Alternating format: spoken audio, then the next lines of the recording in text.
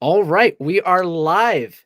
Good morning, good afternoon, good evening, parents from around the world. I'm Fernando, Learn a Community Guy. If we haven't met yet, I help to create free Outschool programming for learners. Um, so some of you who aren't familiar with the learner community might ask why.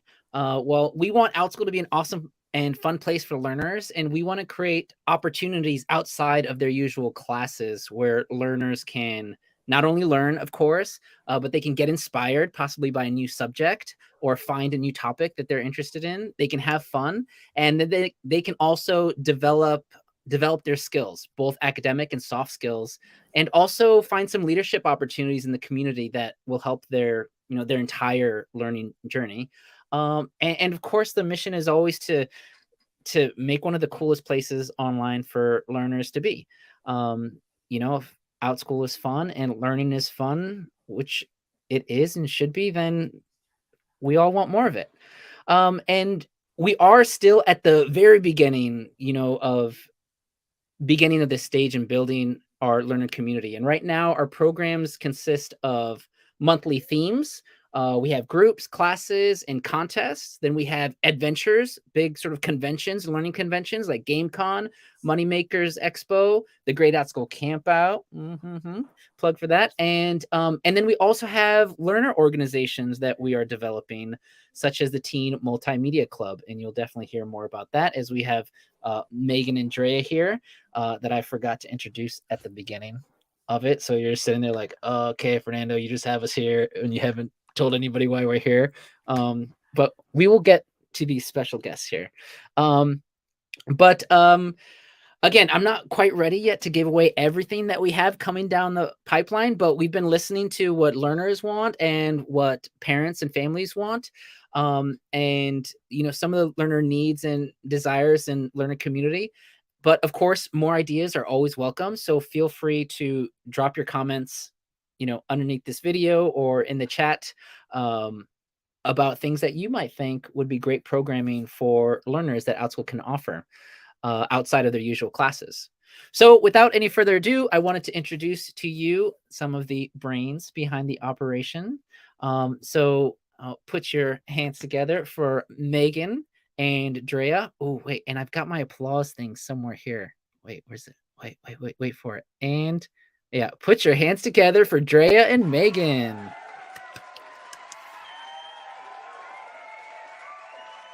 Yeah. I should have faded out. I cut it off versus the fade. Oh, rookie mistake. Thanks for humoring me, and thanks for showing up here, Drea and Megan. For families who don't know, or maybe you're new to the parent community, or maybe your learners never interacted with the learner community, these are our moderators in the learning community. We call them mods for short. They help keep the community awesome. They create and execute on our community programming. And Megan and Drea, if you reach out to the learner community teaching profile, you'll be speaking with Drea or Mariam there. And Megan, if you're reaching out in the parent community, you'll be reaching Megan. But enough of me talking. I'll allow you to introduce yourselves. We'll go Megan. Excellent. From now on, I'm only going to enter rooms if people applaud. I like that soundtrack. That's great. So thanks for having me tonight. I am, if you're watching in the parent community, my name might be familiar because I answer a lot of questions and create content and things like that over there. But I have been an Outschool parent since 2017, 2018, an Outschool teacher since 2018, and then a moderator since 2021 now, I think. So so plenty of time in the Outschool world, and I love the community, love being able to help parents find awesome programming and classes for their kids, and just being able to support parents on their journey, whether they're homeschoolers or traditional schoolers, and welcome them to the wonderful world of Outschool. Woohoo! Thank you very much for being here, Megan, and thanks for keeping the community engaged and awesome and safe. Yes, absolutely. Drea. Yeah. All right. Well, I am Drea. I am a learner community mod, but I go by director of chaos, because I'm behind the scenes directing lots and lots of chaos, pulling together cool events for us to do, hanging out with the learners, showing up at the events, making sure everything's going smoothly, making sure learners feel connected, coming up with wacky ideas or taking other people's wacky ideas and making some sense of them, either or, both of those things are happening. My story is really similar to yours, Megan. I have been on the Outschool platform as an educator since 2018, and I've been moderating with the learner community since 2021. And so it is just, I think what I love about the learner community and being just on Outschool in general is just how amazing the families are, right? We have just the best parents and the best learners and the best educators, right? We just have, it's so much fun. And I've had some of the best times teaching I've ever had and just working with young people here. So it's really exciting to be able to sort of scale that up for the learner community space, and to be able to kind of, bring these cool events and things we're doing to learners. It's just such a joy. So yeah. I definitely want to second that. It's super exciting to be at this point in learner community. It's an exciting world, Outschool, and being at a startup. You get to try new things, and if they work, and then you get to try them again and keep trying them and scaling them up. And the learner community has, we started with just me and meeting up with 10 kids and 10 kids at a time, and back before when we were learning even how to use Zoom, and like, ooh, look, they have breakout rooms, and we're playing tag to the breakout rooms, and now we've grown to where we get to interact with hundreds of kids a month, and even into the thousands. And Megan has helped create some more programming during the Bake Off, which is a tradition that is now continuing, and Drea has been there very early since the beginning, and it's really been amazing to see learners come together. Speaking of being together, how are we working together? I wanted to go over is that, in the learning community, we're going to be creating programming. Well, both communities will be creating programming. We'll be getting ideas and feedback as we develop the community programming around creating a safe place for learners to explore and develop through the learner community. Now, these are large programs. We'll get into more of the specifics. And hopefully this isn't the last time you'll hear from us. We'll get into the specifics of what the different programs will look like, but there are free and open to learners of wide age ranges. So it's not really the same as being a part of a small Outschool experience, but hopefully if your learners participating in these free experiences, it might inspire them to find their next passion or find their next favorite educator or even their next friend on Outschool. And, that's, Drea, am I right? Like, that's the best part. That is the best part. That's what I get super excited about. And I also think too, Fernando, like we also get an opportunity to, create more nuanced, experiences for older learners, and are developing programs for older learners to, take leadership roles. We have Multimedia Club and other places where those learners can go and do that as well. So it's like those kind of core things, but also really sort of getting into more nuanced explorations of things that they love or want to, get better at. I also think it's like really cool. Yeah, sorry, I had to chime in because I just love it. I get so excited. No, absolutely. And I think too, it's not like it's not like a lifelong commitment being in the learning community or joining. Megan, do you mind if I put you on the spot? Because one thing that Dre and I have talked about is that what we like about the learner community is just here for, like when learners need us. It's not something that you need to sign up and you need to be involved every week or every month. There's some learners that I only see during the talent show, like throughout the year. Like I only see them in the talent show, and then I see them in talent show. I'm like, oh yes, they're back, and they're like gotten better, and I'm super excited to see them. But I don't know. Megan, would you mind talking a little bit about that? And I don't want to, I guess maybe I'll give you permission. You don't have to, but. No, that's no problem. And before I do, actually, I want to say, because Drea brought up Multimedia Club, I'm not sure if either of you have the comments panel open, but you've got Jolie and Garrison from the Multimedia Club watching. So hello. Hey, Jolie. Oh. Love it. Yeah, Yeah. so love welcoming learners to all of our events. Yeah, I totally agree with what you're saying, Fernando.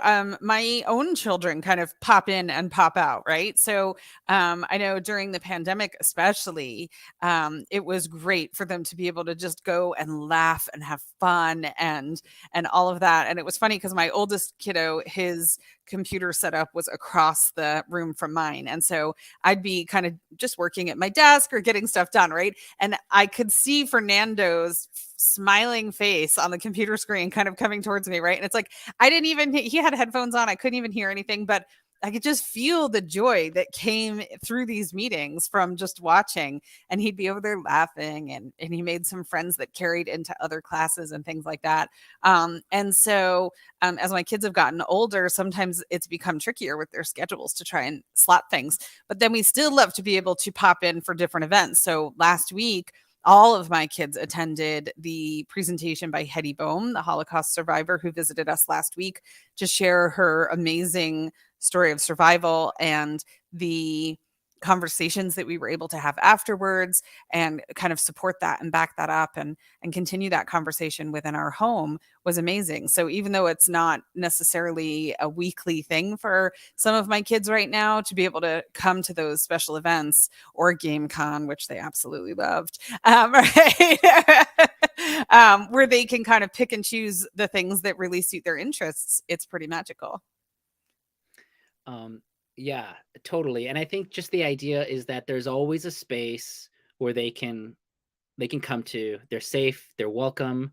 Go be free, have fun out in the world, and then you have a place to come back and celebrate you when you return, and also to celebrate what you're learning and what you're accomplishing, even outside of Outschool. Just, community is important, and having that hub that you can grow from is really, I don't know. I'm very excited about the work. But or before I lose track, I think some parents might ask, how do we actually find out about these learner community events? And that's a good question.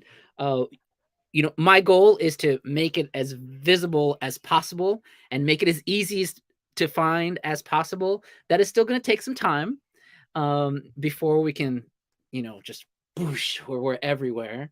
But so I realized that as I was putting these, I can't ask myself the question and ask myself the answer.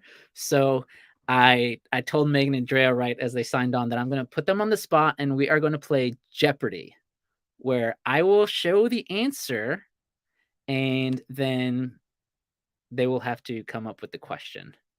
I don't know who I'm going to put the spot on first, or what question I'm going to ask first. Let's see. I'll do this one. All right. I'm going to add something to the stream. Oh, Drea, I think I told you I was going to not pick on you, but I might. I foresaw this coming. Like, I was like, Fernando said he's not going to pick on me, but I was like, he's definitely going to. Like, it's going to happen. So I'm ready. I mean, I might know the answer. I might not. I might call on Megan to help me. Like, I don't know. You can phone a friend. Good. We've got Jolie and Garrison. Yeah, if they're watching, they probably would know. Oh my goodness. Oh gosh. All right. Okay. They might. Okay. Let's see. I'm adding to the stream. Okay. This is the answer. What is the question?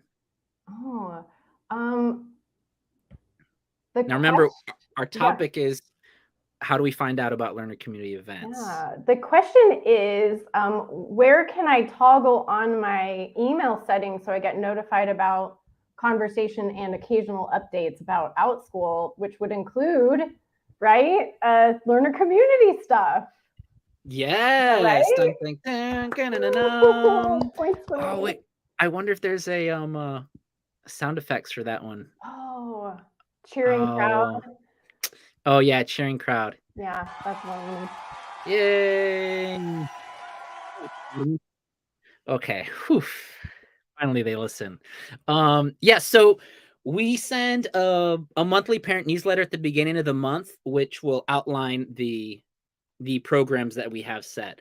Sometimes we do have some last minute audibles, but hopefully as much of the programming that has been set will be in those monthly newsletters. So if you toggle your email settings to get the occasional updates about Outschool, that will help you there. Nicely done. Remove it from stream. All right, Megan, that leaves you up so far. So we're going to go to, let's go. Oh, I put it in the bottom in a banner. That's the answer. What's the question? The question would be, where can I go to where on the website can I access a list of learner community events and classes? Boom. Yeah. That's our teaching profile. All right. Oh, yeah. Oh, wait. Oh, pause. I have to. Oh, God.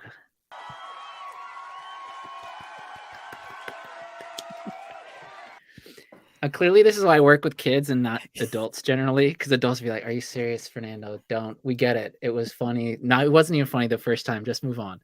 But at least kids will humor me. So yes, that is our teaching profile, which you can click and follow and save. And to be honest, I forget, Megan and Drea, if you click follow and save, or there's follows and there's saves. Right. And one will, if you follow, it will alert you when we list a new class, won't it? Yeah. So if you click that heart, I say heart because it has a little heart next to it, right? Smash that heart if you like that art. Yeah. So, and I think, yeah, and you can also follow or like individual events or classes too. So if it's, if you just want info on that particular class to know when a section opens up. Nice. All right. So let's see. Drea, I'll give this one to you. Here's the answer. Where is our landing page? The learner community landing page with our curated events? Yes. So we will have our monthly themes. When we have our monthly themes, that lovely link is where you can find not only the events that we're doing, but you can also find educators who are pairing up with the monthly theme. So you can sort of, Megan, would this qualify as a unit study? Like if you wanted to sort of use it, like follow a theme for the month. Well, first of all, as an unschooler, I would say you can make a unit study out of pretty much anything you want to, right? True. So pretty much anything is going to go. But yeah, I would 100% think so.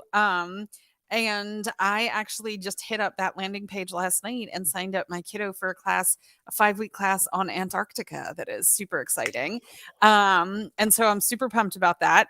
And in this weekend, I'm just waiting for the class to be listed. I'm about to sign him up for another class, a science class about penguins. That's not through the learner community, but we can kind of tie together those individual class experiences with some of the learner community class experiences and totally rock a unit study if you'd like to.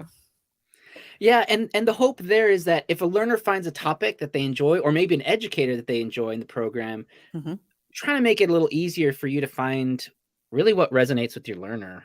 I don't know. I mean, I feel like the trickiest thing is just observing and waiting for them to find interest and then be like, okay, here's that next step. But you can't get too excited about it, because you get too excited about it, then they're like, oh, no.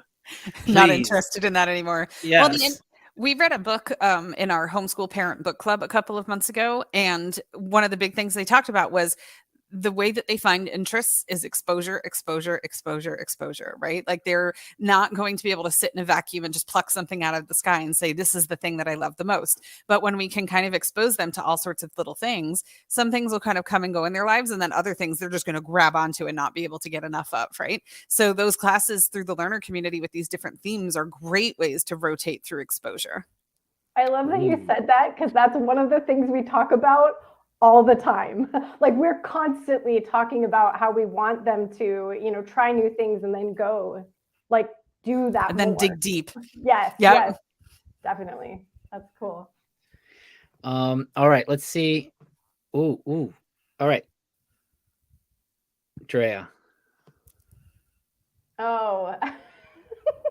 All right. The Multimedia Club is a group for teen creators, and we are currently in the process of putting together the winning submissions from the for the literary magazine this year. And so you can find this, I don't know, I'm just ranting at this point. You can find this on that our profile and check it out because it's amazing and we're having so much fun and the work they're doing is fantastic. I don't know if that's what you were looking for, but that's the answer. Yes.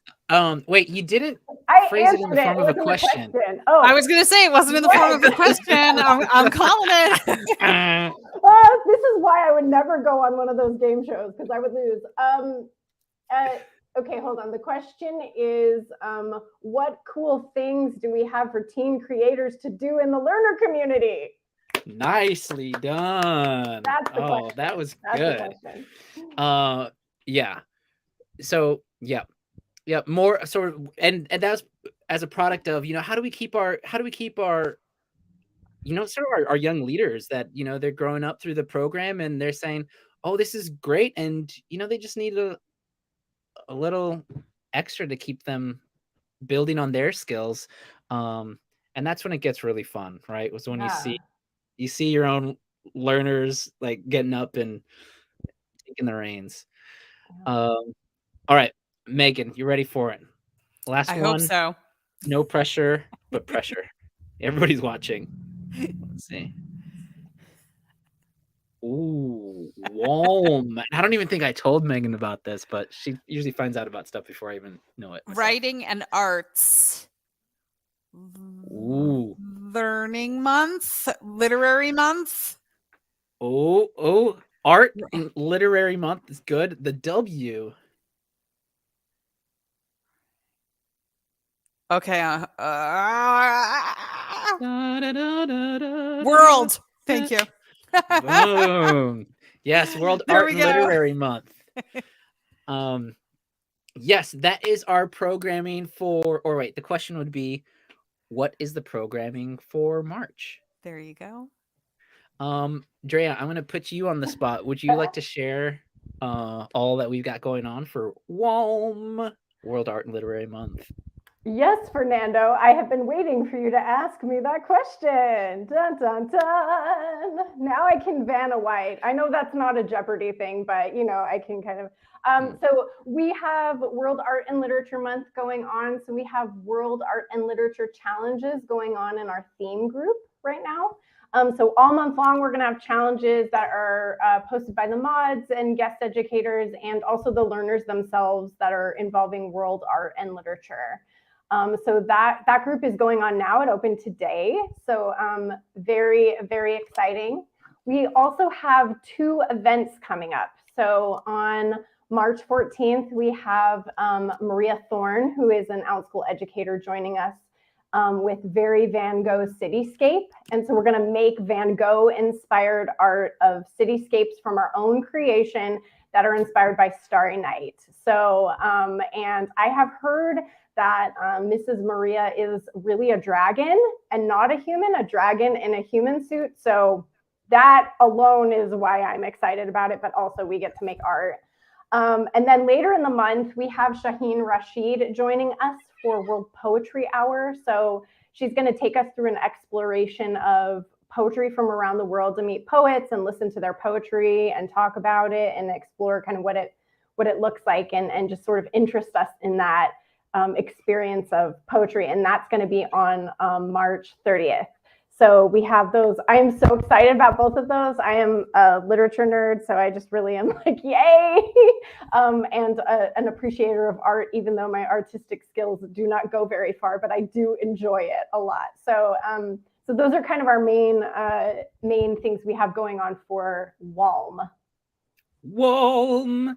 Thank you very much, Drea. So definitely we encourage you to check out some of those links from before to find the classes and to find out for our next upcoming months. Megan, next question goes to you, is how are we going to engage parents during WOM? So If you are a member of any of the community groups, which some of you watching may be in one of our community groups, but I know we're also on YouTube this evening. So head over to Facebook. We have multiple parent community groups. We have one large group called Outschool Online Learning Community.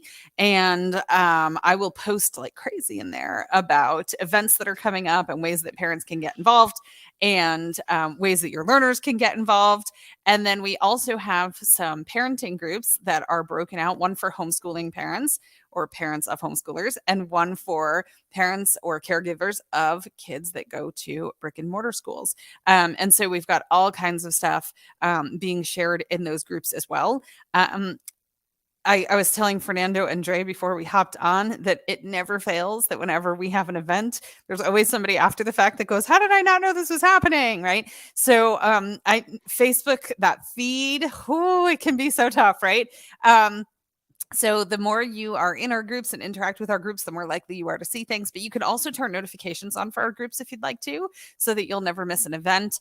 We post in the events tab, and you can RSVP. So then Facebook will remind you that day that you have an event that night, which is helpful. So just kind of some tips and tricks for not missing any of the events, because there's so much awesome stuff going on that you'll want to be there for it. Excellent. Now, Megan, am I getting this month confused with another one? But were there some meetups that you had? We do. Coming up? So I spend most of my time in the homeschool parent community. And so we have a regular Sunday night meetup where we alternate between reading books. We just finished up a really cool book called Raising Good Humans, which I think is kind of a universal goal. Let's hope, right? Right? And so we just finished reading and discussing that book, which was really interesting. And then sometimes we just get together and do color and chat and just talk about life and parenting and homeschooling and whatever else might be going on Sunday nights at the same time. We also have two really cool events coming up in the next couple of weeks. There's actually a poll right now in the homeschool parent community on Facebook asking what days and times work well for you. So I haven't scheduled it yet, but that's just because I'm waiting on feedback from the community.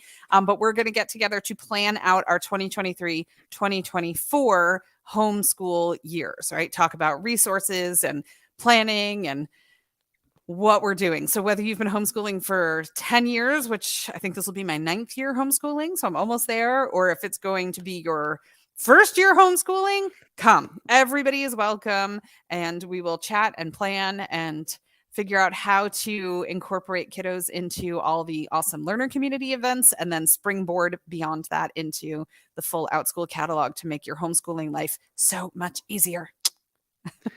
And on that note too, being involved is also how you can help shape the community programming with either your feedback or your ideas. As we develop this programming for our learners together, and that's why we're all here, is because we're here for our learners, and it's part of programming too. Megan will also be telling families what we're doing in the community, and also maybe introducing them to some of the challenges that we'll be doing as we segue into one of the challenges that we will be doing in the month. Is I've called it found poetry. That's what I've come to call it.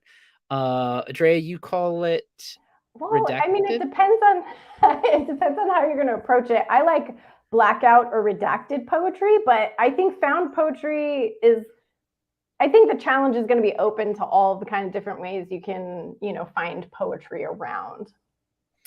Yeah, so I guess what I'll do is I'll introduce how I've learned to do it, and then maybe Drea, you might introduce. Yeah. And Megan, feel free to comment with either ideas that you found similar or spin-offs that you think parents might be able to do at home. So I got a book, and once I tried to do this anyway. No disclaimers. I got a book. You can do it with a magazine or newspaper, but you'll go through and you simply can circle or highlight if it's an old book, and you highlight the words that might be able to create a poem. So I'm gonna do this on the spot. Oh dear. Okay. This is a bad idea. Oh, no. I said I'm gonna do it. Now I have to do it, huh? You do. You did say it. It came out of your mouth. So you have to give it a try at least. Oh my goodness. All right. So again, I'm not gonna read them I generally, the role that I put on myself, 'cause like nobody else is putting the role, is that it has to go in order, right? Yeah. So I put in order. So stop, children. Win through some shortcuts. Would I quit? Rewards. Who's reasoning? Psychology? Play. Thank you. Thank you. That was actually really good. I feel like it got quite. We entered kind of an existential phase at the end there. I liked it. It was, Yeah. but also some Yeah. truth and a little bit of what we do in learner community, right? Play. Mhm. Yeah, it's really driven by the motivation of the overall purpose of our purpose. Purpose of our purpose. Our Yeah. purpose has purpose. Yes. Yeah, I love that. I love the freeness of doing it that way too, because you can just choose a page and then create constraints for yourself, right? Your constraint was you have to do the words in order.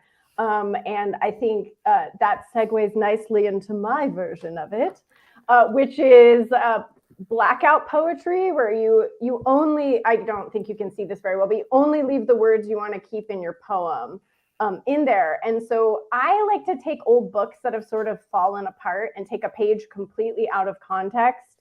And that's a constraint in the challenge, right? I've created it that I can only do what's on this page. And so I do what you do, and I'll like mark which ones I want to keep, and then I black out around them with a marker, and do it that way. So I'm sort of like eliminating all the excess words. So you can do it. That's another way that you can do it.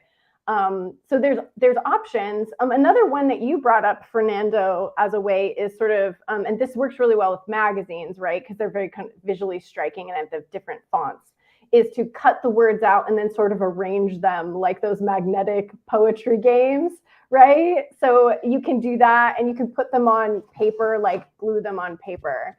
And so I think that's another way you can do it that would be kind of a found poetry. And I've even seen people do found poetry with like the back of cereal boxes, or like really weird, things you wouldn't think of that were just unusual places to find poetry, not just books, right? You could, and it doesn't have to be a fiction book. It could be nonfiction, or an article from a magazine that you print out, or a blog post even, right? That you can create a poem from.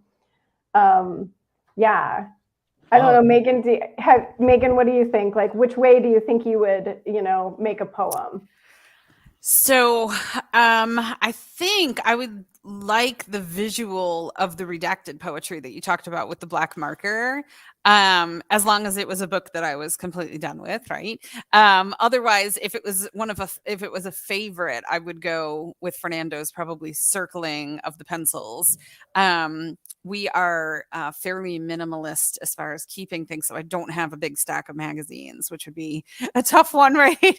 But I feel like if you really wanted to do it, you could even on the way out of, like, for example, on the way out of our grocery store, they have one of those spinners with different recipe cards, and I'm not saying you should wipe them out, but to take a couple or something to be able to do the activity. They have a flyer with some coupons and stuff like that. So that would kind of be a way that you could do it, even if you don't have a ton of magazines.